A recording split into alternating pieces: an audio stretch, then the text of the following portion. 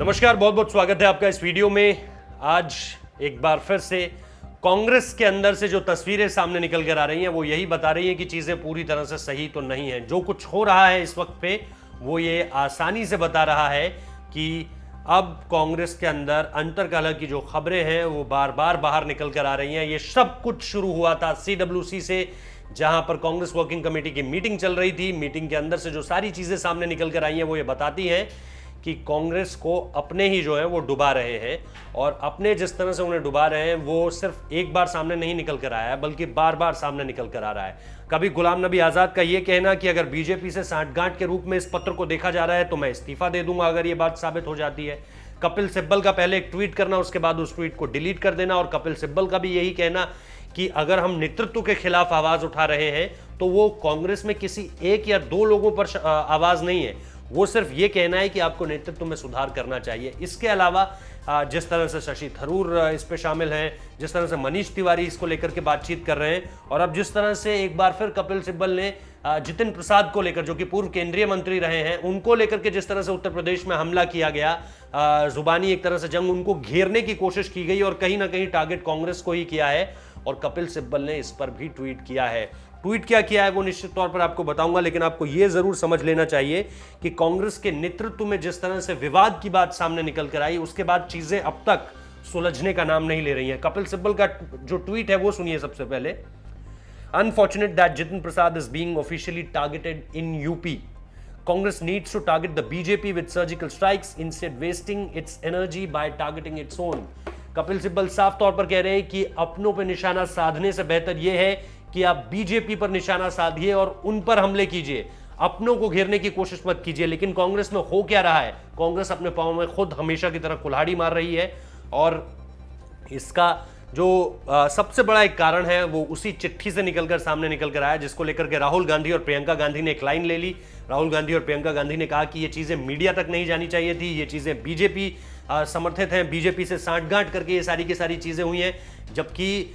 शशि थरूर, इसके अलावा गुलाम नबी आज़ाद, इसके अलावा अगर आप उस पर देखें तो कपिल सिब्बल, मनीष तिवारी जैसे नेता ये कह रहे थे कि ऐसा कुछ भी नहीं है, हम जो है वो ये चाहते हैं कि कांग्रेस बेहतरी की तरफ आगे बढ़े, लीडरशिप क्वालिटी में चेंजेस होने चाहिए। लेकिन इसको राहुल गांधी और प्रियंका गांधी अलग ले गए, ऐसा उनका मानना है। तो राहुल गांधी और प्रियंका गांधी ने साफ तौर पर कहा कि मीडिया में इस तरह की बातें सार्वजनिक रूप से कहनी नहीं चाहिए थी, बल्कि ऐसे ही मसलों पर चर्चा करने के लिए CWC आयोजित की जाती है। हालांकि वहां पर मुद्दा तो सोनिया गांधी के इस्तीफे को लेकर गर्म हो गया था, लेकिन अब वो फिलहाल अंतरिम अध्यक्ष बनी रहेंगी चुनावों तक, अगले जो चुनाव होंगे उन तक। और उससे पहले जो सारी चीजें सामने निकल कर आई उसने, और इस पर फिर जिस तरह से राज्यसभा के नामांकन को लेकर एक नया मसला शुरू हो चुका है कि पहले ज्योतिरादित्य सिंधिया वाला मसला हमने देखा था होली के समय पे, और अब जिस तरह से बैंगलोर के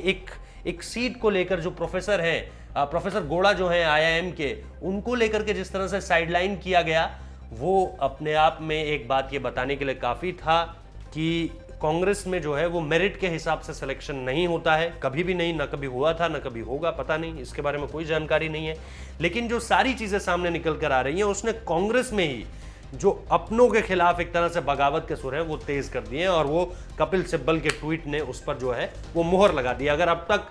कांग्रेस ये कहती कि जी नहीं ये तो बीजेपी कह रही है कि कांग्रेस के अंदर विवाद है, या बाहर से लोग कह रहे हैं, या राजनीतिक विश्लेषक कह रहे हैं, या हम और आप जैसे लोग कह रहे हैं, तो इस पर अब कांग्रेस की तरफ से ऑफिशियल ऑथेंटिसिटी जो है, जो ऑफिशियल मुहर है, वो कपिल सिब्बल ने लगा दी है कि कांग्रेस वाले अपने ही घेरने की बजाय बीजेपी को घेरे। तो जब अंदर ही आपके अंदर ही एक इस वक्त पे कलह चल रही है, तो फिर आप कैसे अपनी राजनीति को सुधारेंगे, कैसे आप विपक्ष का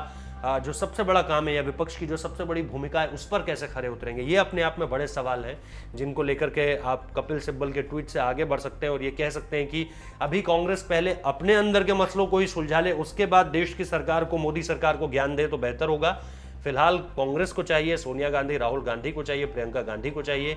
कि आराम से बैठें, तसल्ली से सोचें कि अब किस तरह से आगे बढ़ना है। सबसे पहले इन सारे ये जो डिस्प्यूट्स हैं, जो इंटरनल डिस्प्यूट्स हैं, जिसमें राज्यसभा का नामांकन भी शामिल है, जिसमें अगर अपनी पार्टी की बेहतरी के लिए नेता ये कह रहे हैं कि हमें कुछ बदलाव करने हैं, उसको अगेंस्ट कांग्रेस लिया जा रहा है, एंटी कांग्रेस लिया जा रहा है, जबकि वो एंटी कांग्रेस नहीं, बल्कि एंटी लीडरशिप है कि चीज़ों को किस तरह से बदलना चाहिए, इसको लेकर के बात होनी चाहिए। तो कपिल सिब्बल का जितिन प्रसाद को लेकर ये जो बयान है वो साफ कर देता है कि कांग्रेस में सब कुछ तो नहीं लेकिन बहुत कुछ खराब है इस वक्त पे, जिसको जितनी जल्दी कांग्रेस बदल ले उनके लिए उतना ही बेहतर है। उसके बाद सामने निकल कर आए, विपक्ष की जो भूमिका है उस पर खरी उतरे, जो जिम्मेदारियां हैं उसे निभाए, वरना तो यही चलता रहेगा जो हम और आप देख ही रहे हैं। और सिर्फ नंबर्स घटते चले जाएंगे कांग्रेस के, इससे ज़्यादा और कुछ होने वाला नहीं है। तो कपिल सिब्बल का ट्वीट अपने आप में एक बड़ा संदेश है। लखीमपुर में जिस तरह से विरोध प्रदर्शन देखने को मिला जितिन प्रसाद के खिलाफ, वो उसकी उन्होंने कहीं ना कहीं निंदा की है और बीजेपी पर निशाना साधने की बात कही है। आपको क्या लगता है जरूर बताइए कमेंट करके। वीडियो को लाइक कीजिए, शेयर कीजिए, हमारे चैनल को सब्सक्राइब कीजिए, नोटिफिकेशन बेल जरूर बजाइए। बहुत बहुत शुक्रिया।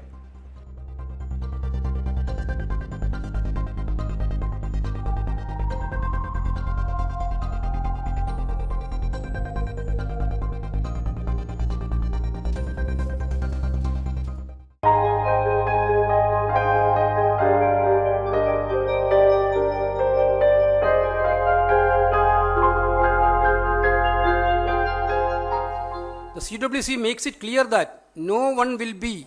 or can be permitted to undermine or weaken the party and its leadership at this juncture. The responsibility of every Congress worker and leader today is to fight the pernicious assault on Indian democracy, pluralism and diversity by the Modi government. Third and most importantly, the voices of our two leaders have inspired generations of Indians, both within and outside of the Indian National Congress, to rise and demand answers from the government, which seeks to desperately distract the people through shallow and manufactured issues. It is under their leadership that crores of Congress workers and supporters have reached out to fill the large and careless gaps in governance left by this government,